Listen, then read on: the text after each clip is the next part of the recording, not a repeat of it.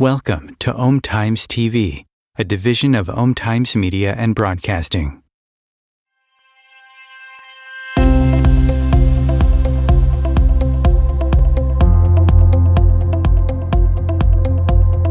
Sex is the life force energy that runs through us all. The link between sex, creativity, and the sense of aliveness is strong.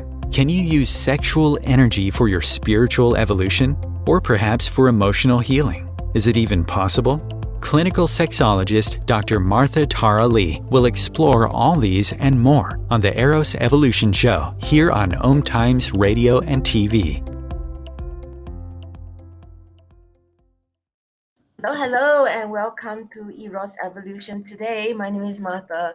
I am a relationship counselor, clinical sexologist, and I don't have any guests today. In today's show, I'll be talking about 5 epic ways in which you can have better sex. And this is such a topic that I hold so close to my heart because, of course, besides being somebody who supports people around their sexuality, I also am someone who does have sex. And over the years, I have pulled everything that I've learned, kind of like through my personal experiences and also through my work with my clients to make sense of how to best explain the differences between people and the way they prefer to be sexual. And I know in our world, we do not like to put things into boxes and also to make it black and white. So a lot of what I'm sharing is really about shedding light on possible differences in which you and your partner may prefer to be sexual. So it's really meant for more like a guideline rather than definitive ways. So I really hope that you take these 5 ways with a pinch of salt, a big pinch of salt. And also, the advice that I'm going to be suggesting is applicable to people of all sexual orientations and gender identities. There's really no right or wrong around it. So I'm also very mindful of using languaging like men and women. But say if I use the words men and women, I've been caught out on it, and I think what people doesn't understand in my head, I'm actually talking about my personal experiences and professional experience working with people who are cisgender, heterosexual men, women. So when I say men, women, I'm very intentional by referring to heterosexual people, and when I say partners, I'm talking about in general, and this information I'm sharing is really applicable to all people. So I cannot speak of 4 people who are of different gender identities because I haven't really had that much experiences with them. So I still feel that what the 5 ways that I'll be sharing will be useful to all of you. So do take it in the spirit in which it's being shared, and I hope it's helpful to you. Okay, so like I mentioned, the 5 ways to be an epic lover I came across through my personal experiences, tried to make sense of it in my professional life, and I kept seeing this again and again happening with my clients. So for a very long time, I really didn't share this publicly. Only recently, I decided to share this in a simple way, with well, basically, I never put my thoughts to paper until recently. So I had been communicating it. It kind of was all in my head, and did mention in private sessions, but never put pen to paper until recently. So as I started to do it, and I got a positive response, that was when I realized, hey, maybe I could turn it into an episode on Eros Evolution today. Okay, so having gone through the kind of background into it, I will just now launch into it. Okay, so the first one is, as somebody who is in a female body, who identifies as heterosexual, a lot of times I found that when I started being sexual, that the way my partner was approaching me felt really jarring. It felt abrasive, if it just didn't feel nice. However, I also had the opportunity to be with partners who were better at teasing the mood and doing extended foreplay. And so I started to have an idea of how I liked to be approached. So by that, what I mean is, personally, I would prefer the touch to be non-linear, meaning do not go directly for the genitals, not going directly for the breast and the vulva. Instead, focusing on the kissing, the cuddling, the stroking, and just all over the body teasing out. So I call it non-linear, so meaning not directly going for the genitals. However, I did find in my personal experiences a lot of my partners guiding my hand and encouraging me to just go for their genitals. So here I am in a heterosexual interaction where almost all my partners prefer me to just go directly for their genitals, and I didn't like it if this was done to me. So the number one way to be an epic lover is to start to get a sense of, is my partner a more direct person or a more non-linear person? So that's the first tip that I have for you. And this applies to people with different sexual orientation and gender identities, because um, it doesn't mean that just because you're a heterosexual man, you will always like it to be direct. It can mean you prefer the touch to be non-linear, and that is perfectly okay. This is just a way to navigate the languaging around how do I actually approach my partner. So in a lot of my work, I call it opposites attract. So if you're somebody who's non-linear like myself, so you may have a partner who is more direct approach, just go directly for their genitals. But from time to time, I did come across partners who were not like that, who were more sensual, and everything just felt magical when you are with someone who is very similar to you, because they get you and you get them. And that's really, really fun as well. And there's no right or wrong about it. It's not that opposites attract. You will definitely attract somebody who prefers a more direct approach. It just means that it is more likely to happen. And on those times that it doesn't happen, at least you have the languaging around, okay, so now I have a partner who is more non-linear, similar to me. And so this is just about making sense of the languaging around it. So I hope that makes sense to you. Am I a more direct approach kind of a person, or am I a more non-linear kind of a person? And if so, what is my partner? Is my partner the opposite? And if not, is my partner more of non-linear? So I know I'm talking about the both spectrums of it, and it could be, oh, my partner doesn't mind either, and my partner is open to both or responds just as well with both, depending on their mood. And that's fine, but also seeing whether a majority of time they lean more towards one approach. So it's kind of like a guideline to support you, so that you kind of have a clue. It's like having a clue, rather than feeling totally clueless about the whole thing and not sure how to act about it. Okay, so now that I've gone into number one, the approach, now I go to number two, which is the touch. So I noticed that when I started being sexual, I noticed that a lot of my partners were touching me in ways that were too rough. It felt rough. It felt that my body was getting overstimulated too quickly. And what felt really, really nice on my body was when the touch was super soft and super slow. When it was soft, I'm talking about it as soft as like a feather. So almost triggering like goosebumps feeling, soft.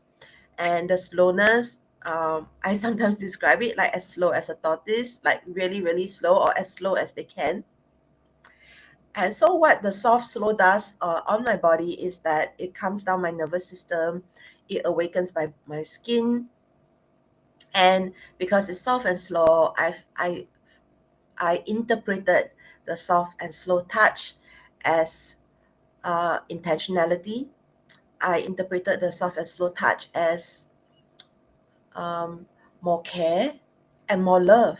Somehow, when the touch was soft and slow, I interpreted it as love and connection, closeness, vulnerability. So even though it was just the way the touch was being rendered, however, the the way I was registering it was okay. I'm not being used as an object. I I I'm having more attention on me, and so it felt really good, and that really helped me to get turned on. So another thing about uh, this soft slow is this whole sense of sensuality around it. So when I talk about sensuality, I often link it to the senses of the person. So in this particular case, when the touch is soft and slow, the sensuality came from the way the touch was, which was making the person feel awakened through their body and awakening the body through touch. So somebody who is more sensuous will appreciate all the shades of the senses being stimulated, from the touch, from the smell around the room, from the feel of the sheets, and even the general ambience of the room, whether it was clean. Like these little things does affect somebody's ability to feel sexy and to feel open to intimacy, physical intimacy. So I'm describing myself and using that as a framework of helping you understand what I mean by the 5 epic ways. So the first one just now was direct. The second one is touch. So I started to describe soft, slow, and sensuous being uh, a possible way of their preference of touch. And so now I'm going to go to the other person who may have a tendency of preferring the touch to be what I call hard, fast, direct, and sexual. So these people would prefer the touch to be harder, a certain kind of a rhythm. They would prefer it to be direct, go directly for the genitals. They would prefer it to be hard, and their sexual style is more likely to be sexual. So rather than all the slowness, awakening the senses, they prefer to just go directly for the genitals. And when I refer sexual in this context, I'm referring to them preferring sex to be penis in vagina or penis in anus, kind of friction sex. So these people just, okay, all systems go, as long as I am excited, as long as I'm aroused, just go for it. So these people tend to prefer they associate sex as not just the whole body, but actually very much a genital focus, very much about the penetration. And penetration doesn't have to mean penis in vagina. Penetration could mean penis in anus, for people who identify as bisexual, gay, transgender, and also like digital penetration. Digital meaning like finger, or it could be with the use of a toy. So still very much about penetration. So when I talk about the once again, opposites attract. If you are a soft, slow, sensual person like myself, is there a possibility that you have a partner who prefers their sexual style to be hard, fast, direct, and sexual? So the touch to be faster, harder. And I have worked with heterosexual couples who then identify with what I'm saying and say, oh my God, that's me. I like. So I noticed that in my work, even though I'm describing my personal experience and this is my preference, a lot of women who are heterosexual prefer the touch to be soft, slow, sensual, and then their partner prefer the touch to be hard, fast, direct, and sexual. And it's almost like a duck and chicken talking, and both of them having a very definitive preference and feeling very frustrated about, you don't get me. I've tried to tell me what I like and you are not giving me what I like. Why are you not giving me what I like? I have told you what I think I like. And or they have tried it and they really know that they like it, and then their partner is still not giving that to them, so they feel really frustrated. And so I have had to come in many times to try to get them to describe what they like. And in my experiences, a lot of times, I noticed that that happens to heterosexual people. And but I also really do not like to, again, once again, emphasizing this is just a generalization. It may be that a heterosexual woman prefers touch to be hard, fast, direct, and sexual as well, and that's nothing wrong with it. It's just a guideline. So I keep emphasizing this because I'm so afraid of being attacked for using the wrong languaging. It's just a framework to help you navigate yourself. When Regardless of what it is that you navigate, you prefer more of, it doesn't mean that there's something wrong with you. We are just different. Everyone is different, and what I'm sharing is just some tips that may help. So what happens with a touch also is that, so I'd like to share this little story.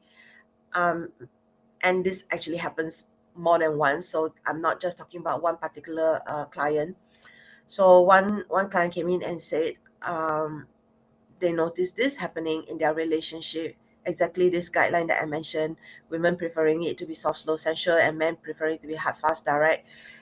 And I know I'm making generalizations. So this particular couple came in, and the guy said, she doesn't get it. She doesn't like that I want it to be hard and fast. When she goes so slow on me, it doesn't make sense. I want to fall asleep. And then she asked me to go slow on her, and I don't get it. I don't get why she wants me to go soft and slow on her. It's so slow and so soft that I fall asleep. And I was like, excuse me, she's asking for what she needs, and you are dismissing what she has asked and making what she has asked for wrong, because it doesn't make sense to you, but it makes sense to her. So you really need to respect what she's asking for, and really honor the fact that she is just different from you. There's nothing wrong about her liking something different from you. And so just give it to her and see how it feels. But when it comes to you and your body, she cannot assume that you like it to be soft and slow. You are able to speak up that you like it to be hard and fast, and it doesn't need to make sense to her either, but she needs to respect that you like it to be harder and faster. So it was this whole, oh, right? Because I think what happens is that we have our preferences, we ask for it, we stumble upon it, and we may not have the languaging around explaining or advocating for ourselves the kind of touch that we like. But what is so frustrating is when your partner turns around and shames you for it and says, there's something wrong with you for liking this, or what you like doesn't make sense. So it's a kind of gaslighting that what you're saying is not true. And that really makes people so frustrated when you have already asked for what you want and you still are not getting it. So when I was younger, um, and I do get sore, and I do go into pain very quickly. So I try asking for my partner to stimulate or touch me in a way that was slower and softer, slower and softer. And I noticed that I would keep repeating myself, like after 3 to 5 times of repeating myself, and them doing exactly what they wanted to do anyway. That was when I felt, you know what, it really doesn't pay off to speak. It doesn't pay off to speak up in the bedroom. I've asked for what I want, and I'm telling you I'm in pain. I'm telling you that I'm sore, and yet they wouldn't do what I've asked them to do on what feels good for me. And so I got really frustrated and really, really angry that what's the point of communicating if you're just going to do what you want to do anyway? So what happened was, um, um, I thought that my lovers who just did what they what they wanted to do anyway were just selfish, or they were just bad communicators. They were not listening to me, or they're unable to listen to me, or they're making what I like wrong. And so I just let them do what they want to do. I felt angry, violated, and shut down towards that experience, and even shut down towards them, because if you are communicating your needs and your partner is not listening to you, at some point you do feel really unsafe with this person. So when I went to sex school, and we talked about the importance of communication, and it wasn't that I was for lack of communicating with my partner. Suddenly one day I realized, oh no, I didn't actually tell them more specifically how I wanted them to touch me. I was communicating softer and slower, but I wasn't communicating how much softer and slower. So for instance, being able to say something like 50% softer, 50% softer would be so useful to somebody who actually thinks in very literal terms, that they needed more specific feedback. And so I own my side of my pain that I have been experiencing over the years, and also my frustration around sex, because even though I was communicating softly and slow, I wasn't communicating even more clearly how slow and how soft. So that was something that was like a big epiphany for me. Another thing that came up for me as I became a sex educator, and I read a lot about sexuality and better sexual experiences all the time, was one day I stumbled upon this little bit of a nugget of information that okay, so anyway, before I go into that, when I was in sex school, I was taught that for a very long time, the medical industry, doctors, they would look at women as a smaller version of a man. And so they were just giving, they would do all this research around medication for men, but then when it came to diagnosing and prescribing dosages of medication to women, they just gave us a smaller dosage based on the fact that our body was just smaller. So it was like if a woman is 20% smaller, then they would give like 20% less of that particular dosage. But there wasn't enough research around around medicine for women, and they found out that men and women actually experience effects differently, and they actually um, respond to pain differently. So, heterosexual women, um, cisgender people who want to have babies, they they I mean, okay, I'm just going to say, for women, a lot of times we are told that, oh, we are very strong because we can give birth. But the piece of nugget that I came across was that women, or people in female bodies, tend to have they have 20% um, thinner skin than men. So if we are thinner, we have skin that is 20% thinner than men, regardless of your gender identity. Uh, what happens is that, could this explain why a lot of women or people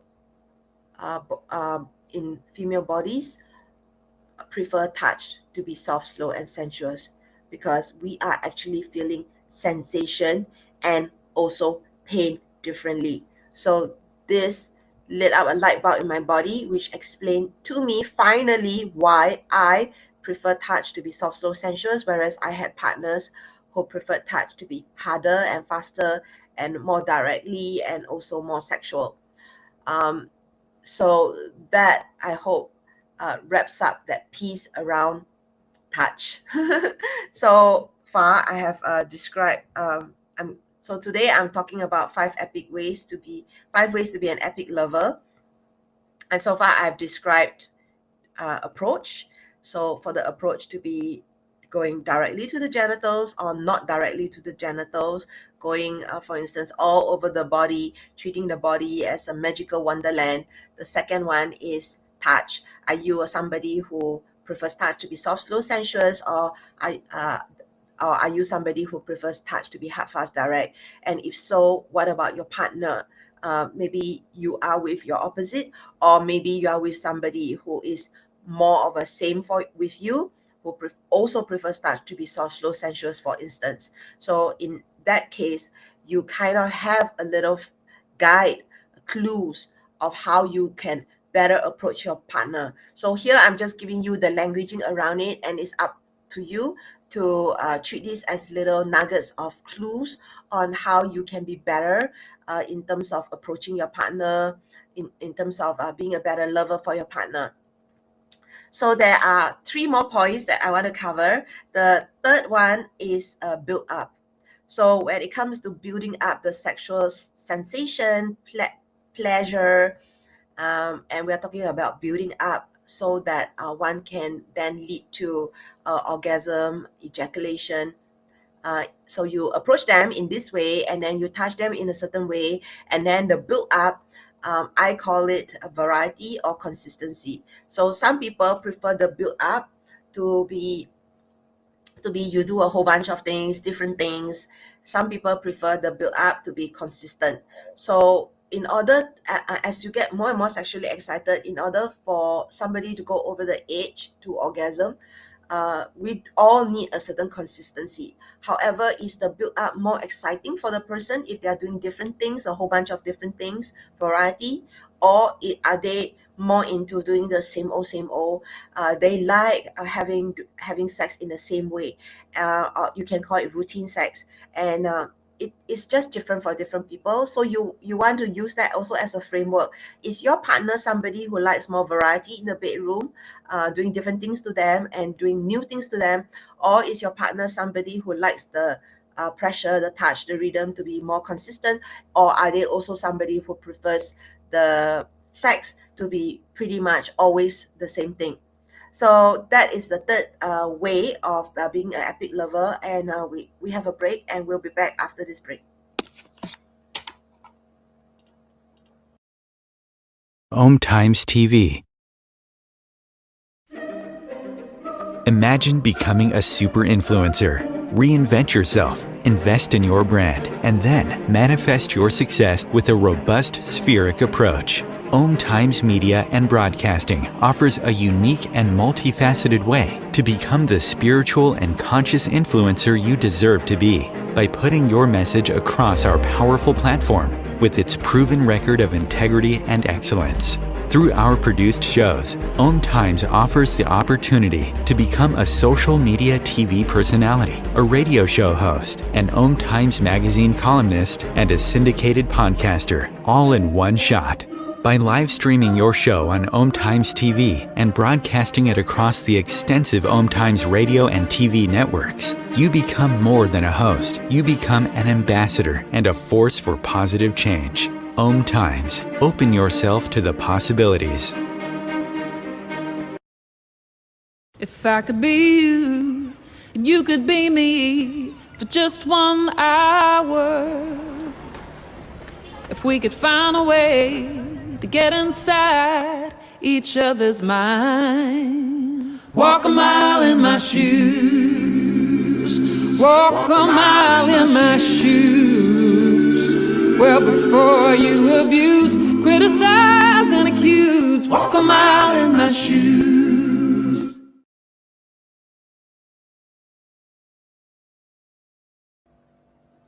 Hello, we are back. And welcome to Eros Evolution. In today's episode, we're talking about 5 ways to be an epic lover. And just before the break, I was talking about giving some suggestions. The first one is the way you approach your partner. The second one is the way you touch your partner. The third one is the build up towards the peak, whether your partner prefers more variety or through the whole session, or your partner prefers more consistency through the whole session, partner being a more routine kind of a person. So people who like a more variety in the bedroom would not like to do things in the same way all the time. So what happens when you are somebody who likes things to be same old, if it's not broken, don't fix it, but you are with a partner who feels bored easily and so wants more variety in the bedroom. So it can be very frustrating for somebody who likes more variety in the bedroom to be with somebody who likes more routine sex. So the person with who likes more variety in the bedroom may sometimes come to me and ask me, how do I introduce new things to the bedroom? My partner is resistant to it. My partner is not open to having sex in a different way. So this is when I will suggest to the person who likes more variety or the person who would like to introduce new things to the bedroom to be very gentle with the partner. Not just talk about what they would like to try, but also why they like to try it. It doesn't have to be that you figured all everything out, that you know you love it. It could be you genuinely have not tried this before and you're curious about it. So when your partner who is resistant to change, who prefers consistency, to immediately shut you down, it's very easy to say no.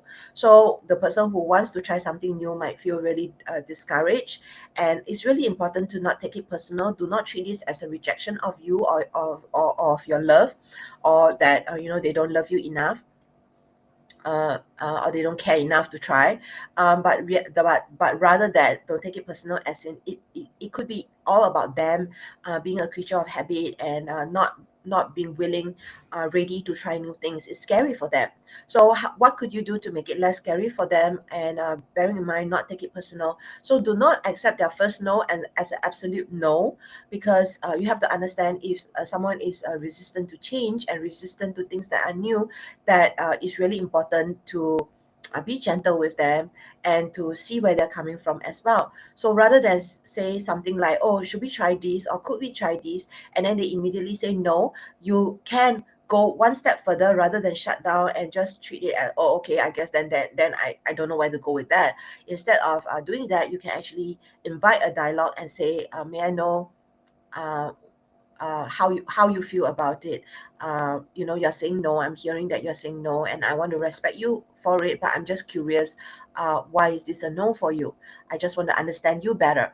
So when you start to have a dialogue around it, then you can see what actually is the reason they're saying no, so that maybe you can meet them where they're at. So for instance, somebody who says they don't like blindfolds, or they don't want to use blindfolds in the bedroom, and they say no. Ask them why they are not okay with blindfolds. Ask them what blindfolds makes them feel. And then maybe you can offer an option like, for instance, we don't use the blindfold on you, we use the blindfold on me instead. And don't worry about using it on me and assuming that just because we use it on me, that I'm going to insist that we use it on you. This tit for tat, fairness kind of a thing. So if they hear that you are open to trying blindfolds on you and there's nothing about forcing them, then they might be more open to trying blindfolds with you, because it's using blindfolds on you and not on them. And then the next thing is, after trying blindfolds on you, you can share off your experience and how it makes you feel. And what this does, it invokes a spirit of curiosity and playfulness, because you had a good experience and you're describing it, and then they get curious about it. And what happens is, now there's a dialogue around it. So then you can start to invite them by saying, well, we tried blindfolds on me and it was really fun, and I would love to try it on you. So what would it take for you to be willing to try blindfolds for a while? So how about we create safety about trying blindfolds on you? For instance, we try it for 30 seconds and see how you feel. Uh, um, and you can come up with code words or safety signals or time limits, so that your partner is more willing to try it on you. So for instance, okay, why don't we just try the blindfolds on you, but I'm not going to do I'm not going to sit on you and start grinding on you and having penetrative sex. What I'll do is I'll do this instead, and that's it. So being able to create safety is so important in introducing somebody who prefers things to be the same way, and slowly invoking variety. Another tip that I have around a variety, besides breaking down to smaller steps, talking to them, uh, checking what is their lowest common denominator of trying something new, is maybe do not introduce too many new things at the same time. So just one new thing. So at the start of the session, being able to talk about it and saying, I would like to try this. This is how I would like to try. And this is what it would mean to me. And this is what success would look like. And then partner will feel a lot less intimidated. Also, not talking about it just before sex. Like there's this some kind of we're wasting time talking. Even being able to talk about trying new things before you try it, like way before you try it.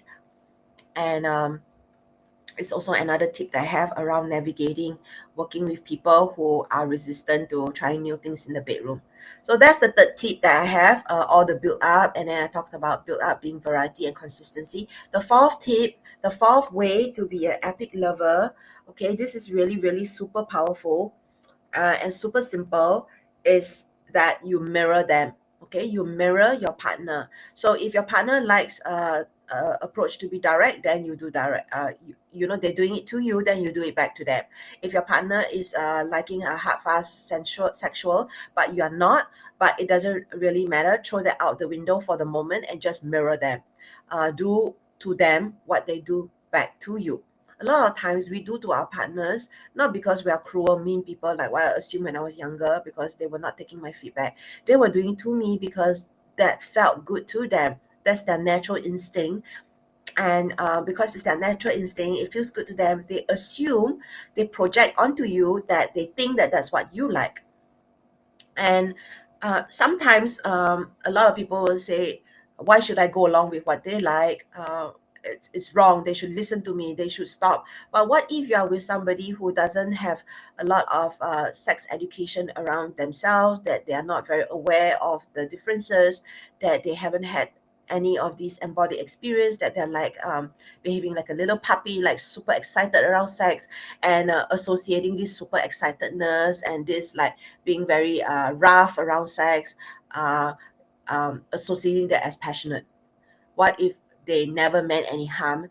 And in order to get them to calm down, sometimes one of the ways is to do what they like, do it their way, let them feel seen, let them feel heard, let them feel validated, and then introducing to them, we did it your way, and I hope you like it, but it's not really the thing that I like the most. So then being able to then share and introduce some of the things that you like instead. So this creates a win-win because they feel seen and heard. You've mirrored them, you've done it their way, and now they are more open to doing it your way because they may not understand. They now starts to dawn on them that actually what they were doing, it could be better for you. So this is where you can be very gentle by saying, hey, how about we try this today? Or hey,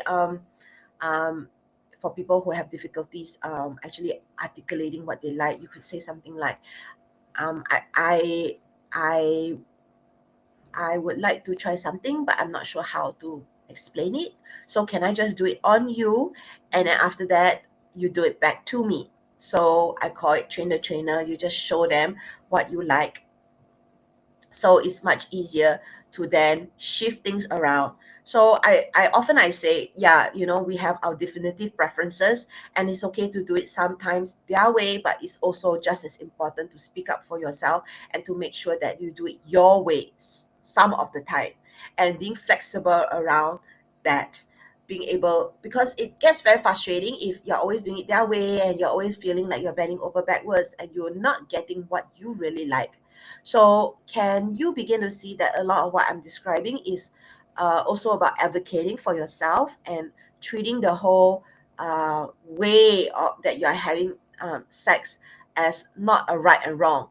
So this is where a lot of people throw around the word sexual chemistry. I guess we don't fit well together. I guess we don't get each other, because if we get each other, we shouldn't need to communicate about this. I think that's totally untrue. Okay. So the fifth tip that I have for you is a very big piece around communication. So I talked about 5 epic ways. The first one being approach, the second one being touch, the third one being build up, the fourth one being mirroring them, and then the fifth one is now sexual communication. So let's backtrack a little bit to mirroring them. So when I talk about mirroring them, and I'm talking about the way they approach, the way they touch, the way they prefer variety or consistency, but the mirroring can also be where they touch you. So for instance, if they always have the tendency to go for your ear or the back of your neck or a certain part of your body, that maybe you don't really like, but notice enough of what they're doing so that you do it back to them and see what's their response, because sometimes what they're doing to you doesn't really work for you, but it's what they like. And so when you do it at that sweet spot that they like, then it's going to be that, wow, you get me, wow, it's so great, wow, you're so good, wow, you're so intuitive. But in reality, what it's doing with the mirroring is that they are unconsciously, subconsciously asking you to do it for them, but they may have difficulties articulating it. So that's that whole, it's so difficult to describe everything that you like to the T. So when they do it on you, sometimes it's like, okay, it's not really working for me. It's not really like um, it's not really like um, doing anything for me. But why do they keep doing it? Do they think that I like it? So that was kind of how I came across it, because I was like, why do they keep doing this to me? I didn't say that I like it. Why do they keep doing this to me? And then I was like, maybe I do it back to them and see what happens. And so that's how I stumbled upon the mirroring. When you mirror someone, they, you are like, it's like jamming, like in music, you jam together, you kind of listen to what the other person is doing, and then you kind of follow along. And then it's like a dance, you follow along, and then you put like this extra beat, and then they follow you. And so this jamming of this, it's like a dance. So what if you do some of what they like, and then you can kind of intuitively, even without words, kind of get them to do what you like. So the mirroring can also be mirroring their breath. If you mirror their breath, you breathe just like with them, you breathe in an excited way, you breathe in a calming way, they feel connected to you in a non-verbal way. And that's going to be so amazing to feel that you're in sync with someone, to have that feeling that you're one. Okay, is another thing that I want to mention about mirroring. Okay, so now let's moving on to sexual communication. It's a really big piece, okay, around sexual communication. And I was very fortunate that this was something that me and my partner, my first sexual partner, did. And so I always had that whole thing around communication being such an important part of not making assumptions around sexual activity. And it was only later when I started talking about sex with my friends and became a sexologist, working with clients, that I started to realize so many people do not talk about sex during sex. A lot of people do not talk about sex at all. A lot of people are having sex. A lot of my clients, a lot of people that I know of, they are having sex, but they don't talk about sex. So I realized that the way that I was having sex, because it was very much influenced by my first partner, was very different from anybody else that I know of. So now I'm going to talk about the framework of communication that me and my partner used to do. So the first one was when I was new to sex. My partner was very gentle to me. And so before a sex session, we would call it a session, he would sit me down, and then he would say, okay, we are not going to have a session. And I was like, oh, is this what people do? They talk about the session before session. So I didn't know better, right? Because it was my first partner. And but he would do that. He would say, okay, we are not going to have a session. And I'm like, okay.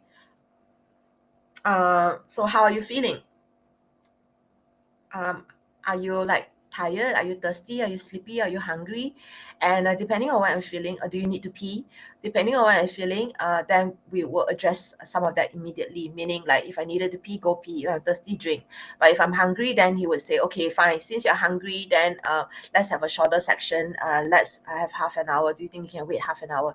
So before sex, we would actually do what I started to then call a check-in. So he would do a physical check-in, and then we would then do a kind of like emotional check-in, like we're okay, like we're cool, maybe like we had a fight or whatever, and maybe we'll like address that then, or maybe we'll say something like, let's talk about that later.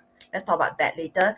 And then fulfilling their promise of talking to that later. Later as in half an hour later, or 1 day later, or over the weekend, for instance. So we'll do a physical check-in, emotional check-in, like how are we as a couple, and then or in some cases, maybe you're not in a couple relationship, and that's fine, but able to talk about how you're feeling about each other emotionally can also be a check-in. And then we do the mental check-in. So the mental check-in can be linked to your intention of the session, can be linked to your fears around the session. So the mental check-in could be, so the last time this happened, how are you feeling about this? Should we try it today? Or saying like, the last time this happened, we don't want to do this again. So this is what we're not going to do. How do you feel about that? So mentally, how you feel about it. Another mental kind of assurance that my partner would do is saying something like, so just try to keep an open mind, just be positive. So mentally making sure that we are both on the same page. So this is where after the check-in, you can also go into your very quickly go into your intention around the session. Like in this session, what are we trying to accomplish? Like, is this session for me to perform hand job or blow job on you, or is this session about you like helping me to have an orgasm, or like practicing fingering, or is this session like trying a new sex toy? So like being able to talk about it rather than pounce it onto your partner. So the check-in, physical, mental, emotional, and then the intention, and then maybe you can articulate your fears around the session, and also talking about what you would do after the session, so that you continue the connection, the relationship that you have with the person.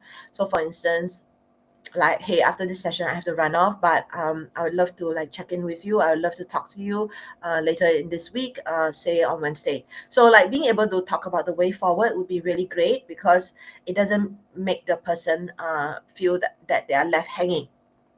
So this is the whole before that me and my partner used to do. Imagine like this was my first sexual partner, and we did this every single session. We did this before every single session. And so for the life of me, I couldn't understand why a lot of people later on when I did hookups and stuff, for the life of me, it just doesn't feel good when we didn't really just talk about sex a little bit before sex. And so I later on had to be my own advocate for creating safety for myself. It's not about control. It's not about power over someone. It's really about safety. Because if I don't know what you're thinking, then it's more likely that it's going to be a less so-called successful or pleasurable experience for both of us. In order to create a win, the communication is so important. So we talk about the before, and when I start going into this so-called framework of the communication, I think some people get intimidated. Wow, there are so many things. Wow, I don't know how to do this. Wow, it seems like it's very difficult. Wow, it seems like it takes a very long time. It doesn't have to take a long time. It can be literally as fast as 1 minute. So for instance, let me demonstrate this, okay? So let's say you do a check-in, and then you say, hey, so just to check, like, you're open to having sex with me, and so how are you feeling? Are you doing okay? Do you need to use the bathroom? And at this point, even if you didn't ask them whether they're hungry, you just say, do you need to use the bathroom? Are you like okay? It gives them the opportunity to say whether they're not okay or they need something. And so you don't have to go into it extensively, like what my partner would do, but you could just go into it a little bit and go through this framework. So coming back to my demonstration, so you can go into, hey, we're gonna have you're open to having sex with me, so are you like okay? Is there anything that you would like to tell me? So this is what I'm thinking that I would like to do. What do you think about it? And what I would not like to have happen is this. So it can literally take less than a minute. So do not be intimidated by the idea of us talking about sex a little bit before sex, because what this does is it creates safety. Both of you are on the same wavelength. Then there's also less second guessing. So now let's move on to during. So what happens during sex? So the during of the sex is really, having talked about it, the during of the sex is really a little bit going into the unknown. You can have the best of intentions. You can have the desire, like you really want to please your partner and things like that during. However, sometimes communication during sex can be really tricky for some people. Some people really do not like to talk about sex during sex because they, and I'm making some assumptions, but it seems almost as if there's this magical spell of sex that is so mystical and magical and sacred that sometimes people do not want to break the spell of the moment, and so they may have difficulty speaking up. So what I've started to suggest to my clients who really need communication during sex itself is to ask themselves, are you with someone who is more of a open-ended question kind of a person during sex, or more close-ended kind of a person during sex? So rather than expect no communication during sex, how about if you need to communicate at a level that was comfortable to your partner? So if your partner was a more close-ended question kind of person, then you ask questions not on a let's chit chat during sex kind of a person, but more like, oh, let's ask questions on the need to ask basis. So for instance, asking them questions close-ended like, are you okay? So then it's very easy for them to say yes or no, and they can even say yes or no by nodding their head or shaking their head without needing to say words. So then they don't break the magical spell of sex. So asking them questions on the need to ask basis, framing it as a close-ended question so they can nod their head or shake their head. So they can also use signals or code words, for instance, hand gestures. So when it comes to during sex, close-ended questions can be around, are you okay? Are you in pain? Can I continue? Is this pressure, rhythm, technique? Okay. Are you close to coming? So this is where all the nodding and shaking of head can really help. So this is one way of navigating when someone has lack of practice around communication during sex or difficulties communicating during sex. You can kind of use this as a supporting way of communicating about sex during, before, or after. Close-ended or open-ended questions. So now let's go into the after. So after sex, what do you do about after? So a lot of people just roll over and fall asleep, which is fine, nothing wrong with that. But some people, they would love to have some kind of continuation of the connection, and they would love to have some intimacy and also some learning of each other. So this is when the communication of sex would be a great way to get feedback about the session. So some questions that you can ask after sex, and it doesn't have to be immediately after. It can be the next day. It can be after you nap and then you start talking about it. So it doesn't have to be like immediately after. It can be immediately after if your partner is open to it, or it can be after you have a nap, or it can be the day after or the week after. Or the next session, you can actually start to do a little bit of debrief before you have sex again. So anything and at any point after is what I'm trying to say. So after sex, some of the things that you can ask, and be very mindful. I intentionally ask open-ended questions so that they can say as little or as much as they would like. Meaning, how was it? How was the session? You can just ask that, and your partner may be somebody who doesn't really talk so much. Some partner who's non-communicative or even non-verbal. They might point to pictures or words. However, when it comes to the after, how was it? So it's like a freestyle. So let's say you have a partner who's not very communicative, and then you ask the question, how was it? And your partner says something like very vague, like, okay, it was good, and doesn't say anything else. So as somebody who would like to encourage communication, so then you can share your side of the story, and then you can say, is it okay if I share how it was for me? Ask for permission, and then you share. Okay, knowing that they have only shared like one or two words, maybe you be very mindful of not flooding them by going on and on for like half an hour or 10 minutes or something like that, but sharing a little bit and then coaxing it out of them. So that was how it was for me, but I was just curious, what was good about it for you? Like, what did you like? Okay, so it is really quite demoralizing if everything about sex was bad, or they say, yeah, it was good. Then you can ask them, okay, so I'm really curious, like, what was good about it? Could you give me like an example, like in what way was it good for you? And if they are very hesitant to share with you, this is when you can say, I really want to know because I really care about you. I want to get to know you better. That's all. So talk in a very light hearted way and in somewhat of a detached way. So these are some tips around talking about sex after sex. How was it? What was good about it? What would make it better? And then also what should we try next time? So on that note, I hope that these 5 ways to be an epic lover has been useful to you. The first one is approach, second is touch, third one is build up, fourth one is mirror, and then communication. So do share with me on the link below whether this session has been useful. What did you learn? And if you have any questions, feel free to reach out to me. My website is Eros Coaching, that's eroscoaching.com, and my website is drmartali at eroscoaching.com. You can find this show at eroscoaching.com/ Eros Evolution show. And do subscribe to my mailing list so you never miss a thing. So next week, I'm going to be having my friends to talk about what it's like being mothers.